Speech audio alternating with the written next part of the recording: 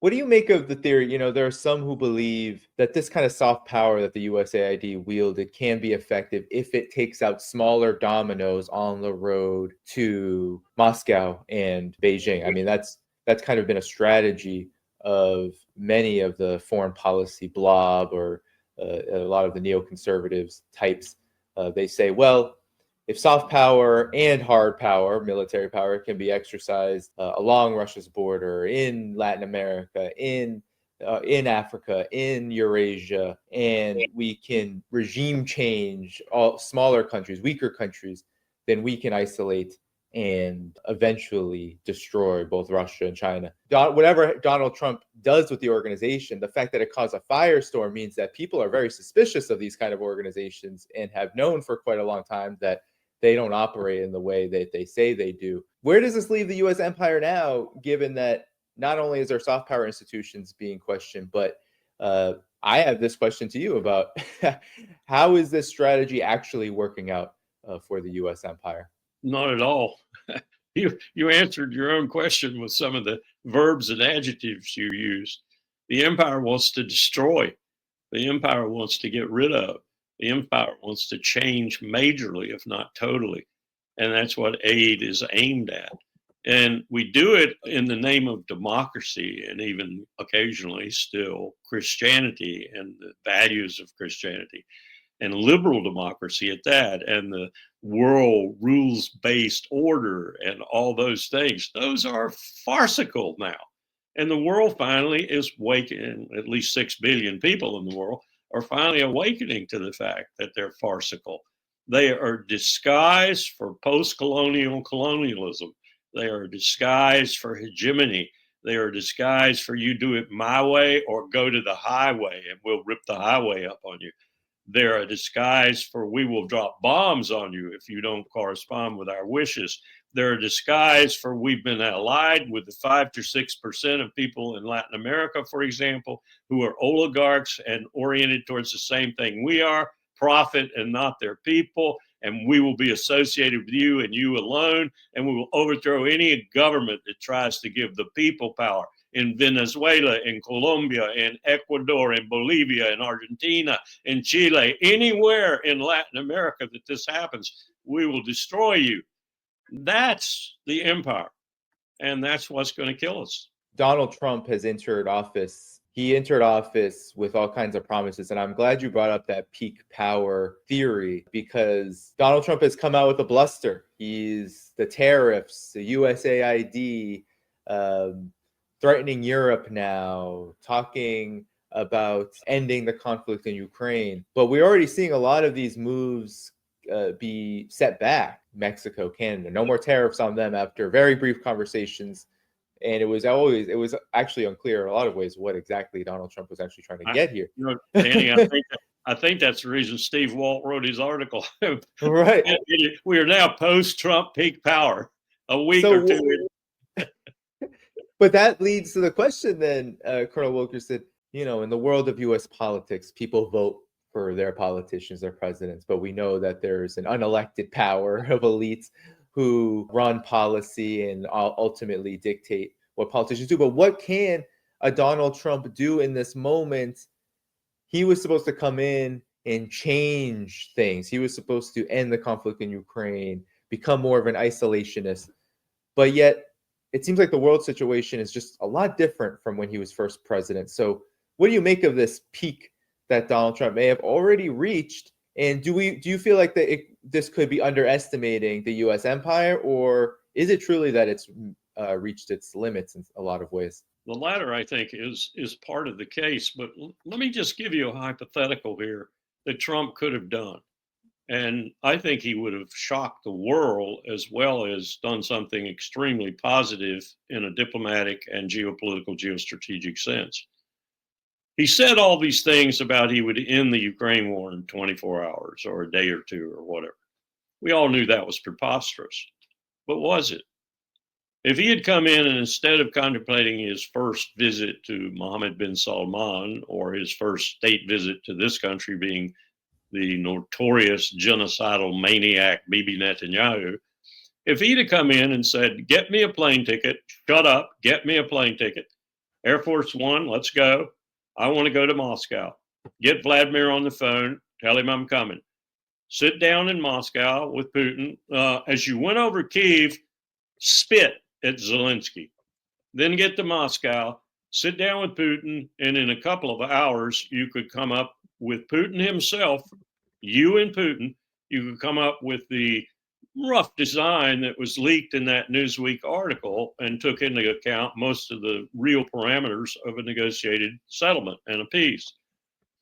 Then you go back over Kyiv and you spit at Zelensky again, and you hope someone's hanged him by that time.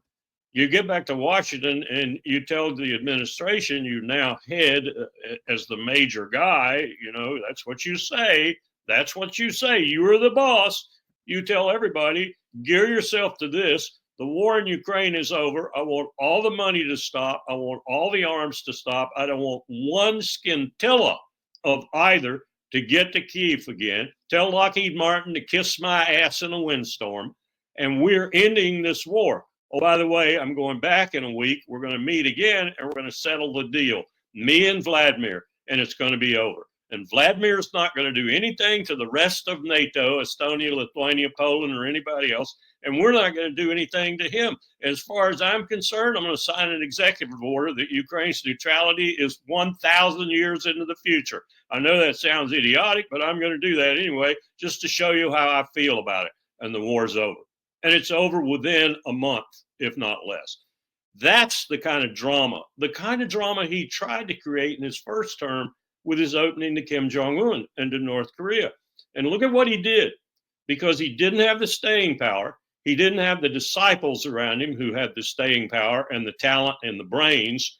He ruined our ally in South Korea, who he made think that finally a peace agreement after 3/4 of a century was coming to the peninsula, and that they were going to be able to think about reunification, which is what, if you look at polls, about 75% of South Korea has wanted for a long time. Under 40, 80 to 90% of South Korea has wanted. He fouled them. Part of the problems happening in Korea right now, in Seoul, with the government and everything, all come out of this failed attempt by Donald Trump. Let's do something successful, President. Let's don't do this stupid stuff where you step out into it just to get drama and to get press. Let's follow through and let's actually complete the action. And where could he do that so solidly and so dramatically and so effectively and so positively other than Ukraine? I mean, it's there. The map is in front of him to do that. Gaza's a little bit different. It's a very much different, more sticky problem, as Netanyahu is going to show here over the next 24 hours or so. But he could do that with Ukraine and gain so much capital initially, right off the bat, gain capital, and put to rest some of these people out there who are screaming and hollering about he's taking over the republic. He's going to destroy us. Elon Musk is an idiot going around with the keys from GAO to every building in the government. I know how hard it is to get those keys. We couldn't get them when the hanging Chads were still hanging in Florida, and we couldn't even get a space in the Harry Truman building. He seems to be able to get wherever he wants to get and have the keys with him. I'm glad you brought up the myth and reality with Trump's bravado. You know, from the beginning, Colonel Wilkerson, I was always suspicious of the cabinet he brought in. And this is what's so interesting, because you brought up the example of Korea. What I'm seeing from Donald Trump now, Colonel Wilkerson, is there's some of that madman, like, let me push the limits. He's talked poorly about Russia. He's spewed a lot of misinformation, actually, about the Russia-Ukraine conflict.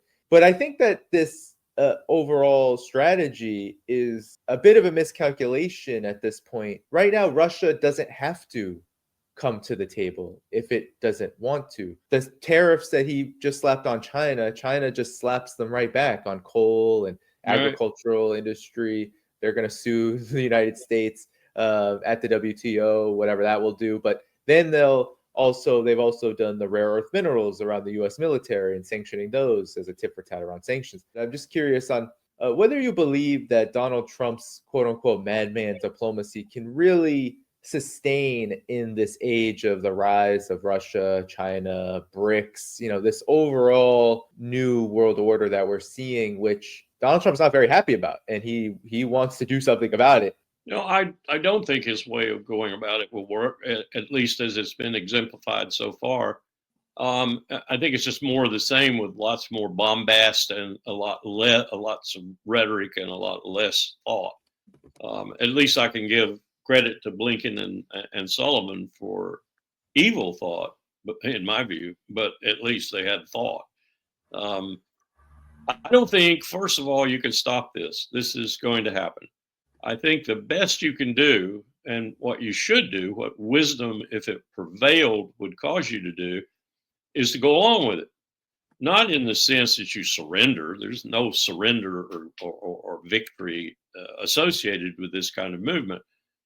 In the sense that you accommodate it and you deal with it and you prosper from it yourself. And you don't try to fight it in the sense of using your vast military strength to do so. And there's a asterisk. If you've read Dexter Filkins' article in the New Yorker, Dexter finally, Dennis Leitch and I, General Leitch and I kind of put him on writing that article. And it's a very good article in terms of how weak we are, conventional forces, how weak we are, how we would depend entirely on our nuclear weapons if we went to war with a peer power entirely, because we couldn't beat them with conventional might. So if you recognize what's happened, you recognize the irrepressible inexorability of what's happening, that history is against you. History is moving as it once moved before to shift from the east to the west. It's now moving to shift from the west to the east. If you understand that and you try to accommodate it and make all the money you can from it and do all the trade and commerce you can from it, which is kind of what happened with the East as they tried to accommodate the shift from their territory into our territory, as it were, then you can make a whole lot better world out of it. You don't have to be in a zero-sum game. You don't have to be in a hegemonic game. You don't have to be in this, this is what I don't like about Mearsheimer's realism, for example. You don't have to be in this world where you have to admit to yourself that war is inevitable, that we are going to kill each other because of the power struggles in the world.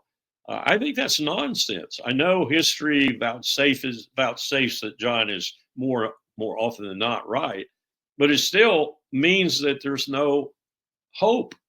There's no ability to get out of this trap, if you will.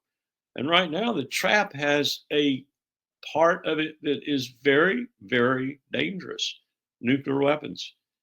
And to arrest this shift, if you maintain the posture that Donald Trump and the rest of this empire seems to want to maintain, you're going to result in using nuclear weapons, because that's the only thing you have at the end of the day to stop the shift. And you're going to stop it all right. You're going to stop it for all of human civilization, probably. And that's a daunting prospect to think about it. And yet, I've been alive long enough to know that this country sometimes makes some really bad decisions. And this would be the ultimate bad decision, in my view. There's no other country on earth that I can think about right now that possesses nuclear weapons that has the remotest thought of using them, except us.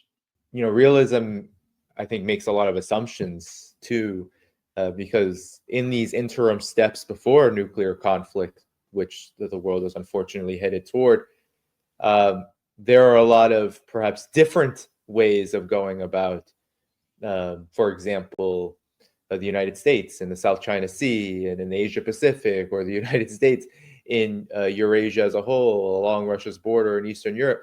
There are different ways, perhaps, that you could go about attempting to achieve your interests without provoking and promoting war, right? It's like an inevitability of war, but the wars it's one-sided. The inevitability really falls on the side of Washington, D.C., it seems like, because China, for example, and Russia too, they didn't ask for militarization. They didn't say this was the only way that doing things relating to each other, working out differences could be done. Russia tried so hard to prevent the conflict in Ukraine with many, many, many attempts at making deals with the West. China has said they'll always talk with the West. They do business greatly with the West, but they never said that this needs to happen. So it seems like there's some one-sidedness here that often isn't acknowledged, in my opinion, with realism, that there are players who are pushing for war. Then there are also players on this chessboard, if we look at it like that, that are not, and regardless of whether they engage in it or not, which Russia had to. Your thoughts? No, you're right. And history demonstrates that from time to time, at least, and those times are very horrendous in some occasions, the side pushing for force is the side that wins out, often on multiple planes. That is to say, if you look at World War One or World War II, it was quite a lot of people that walked into that war knowing what they were walking into, but not knowing what they were walking into. So you got to get rid of that, I think, to have a more peaceful world and to have a world that doesn't always court destruction with these nuclear weapons. And you don't do it by using the policies of the past. The policies of the past are bereft. They're broken. They didn't work. They led us periodically into war. War that could be settled, some would say. Some wars must end. Some wars must be fought, as Edward Wacko argue. Why? You ask the question. Why? Because there are people in the world who think the way you do, and there are people in the world who act the way you do. Democracies, I remember this argument I had with Colin Powell at one time. Someone had said, and Powell picked it up and was making it a part of his speeches as Secretary of State, democracies don't go to war. And one day I looked at him and I said, what proof do you have of that? He said, well, I know, he thought I was going to use this argument. I know democracies are rather young in the scope of things in the world, 5,000 years of human history, whatever. But they don't seem to want to go to war. We could go all the way back to Athens. I said, whoa, Athens had plenty of wars. Democracies do go to war. Well, they don't do it in the modern age as much as totalitarian states. Au contraire. Democracies want to foment democracy. What is the purpose of America these days but to foment democracy? The real purpose is to make money, but he didn't have any real counter for that. Didn't have any argument to throw back at me. So as usual, he quit the argument and told me to get out of his office. My point being, let's break the mold. And let's break the mold because there won't be any mold in the future if we don't break the mold, because we have now invented the means to destroy ourselves. And so that is a mighty impetus, in my view, to doing things on a different level, to doing things better, and to doing wiser things. That doesn't mean you aren't going to have a brush conflict every now and then, or something on the periphery.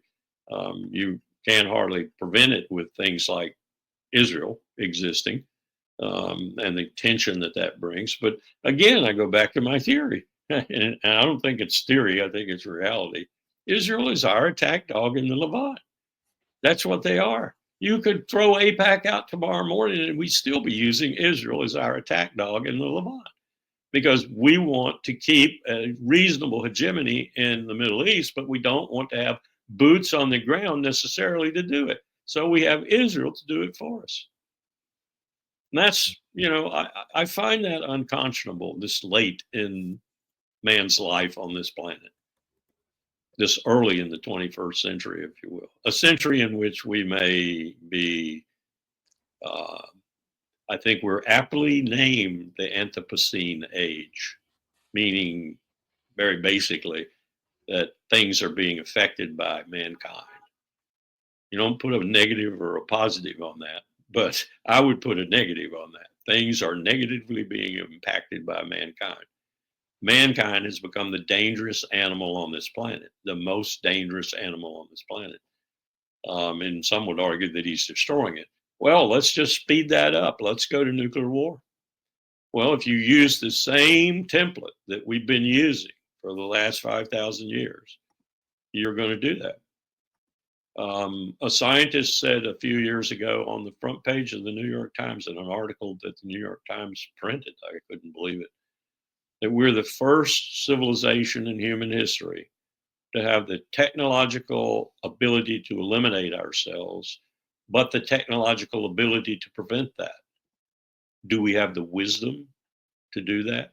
But these big promises, well, that's the question here, Colonel Wilkerson, because many have hinged their hopes on Donald Trump navigating this world to prevent that exact scenario. And he campaigned on the notion that he was going to, and he even said recently that he is interested in denuclearization and, of course, ending the conflict in Ukraine. They're not so easy once in the halls of power. Do you feel like it's very early in his administration, but do you feel like when it comes to the condition of the empire in conjunction with this very changing world order, that Donald Trump can play any positive role at all in the coming next 3+ years? Or are we going to see a repeat of his first term where the bravado and the bluster and the attempt to look different ended up turning into its exact opposite, and we saw very little difference? True. And that which we saw that had the potential to be hugely new was adumbrated or stymied in its bid before it was even born, like North Korea.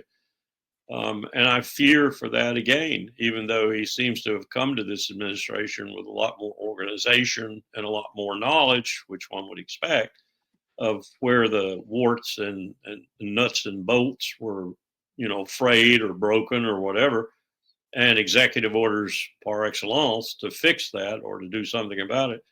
And yet I'm watching this unfold, and I'm watching what is very trivial take place. For example, what does doing away with the Department of Education, even though I might be in favor of it, but I would certainly do it in a different way. Those people have jobs and families and such. So you can't just walk through the door and say, go home, you're out of a job, you're out of work.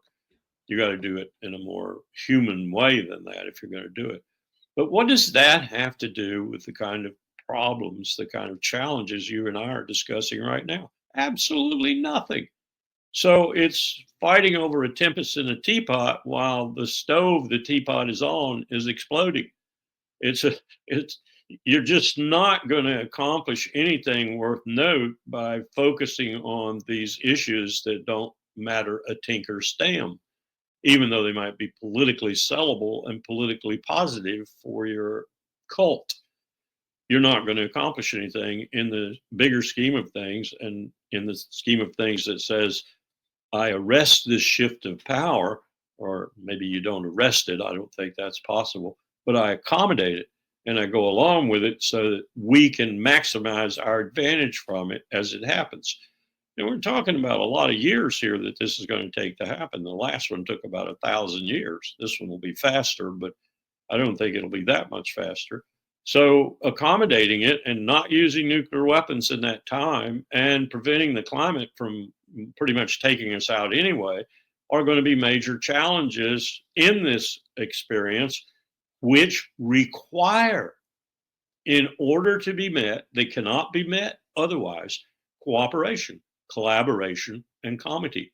There's no way you're going to meet the challenges of the climate with just one country or two or NATO doing what needs to be done while the rest of the world doesn't, or vice versa. It looks more like the rest of the world might be doing more than we are. You can't solve the problems that way. Everybody has to work together. If there were a providence, a divine providence, if there were some guiding hand in the universe, I would think that he or she would be looking down right now saying, okay, you got one chance and then it's toast. You're done, because I'm not going to give you another chance. You don't deserve it.